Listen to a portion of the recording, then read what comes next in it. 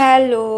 তো ও জল খাবার খেয়ে উপরে রুমে আছে, আর এদিকে আমি ভাত বসিয়ে দিলাম।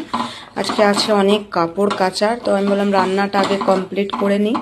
তো এদিকে আমার ভাত হচ্ছে, আর এবার আমি ভাবলাম যে পালং শাকটা বেছে নিই বসে বসে। তো পালং শাকটা বাছবো, আর এখানে সজনা ডাঁটা পাতলা আলু দিয়ে ঝোল করে দেবো। ওকে খুবই ভালোবাসে খেতে, আলু ঝোল হয়ে যাবে।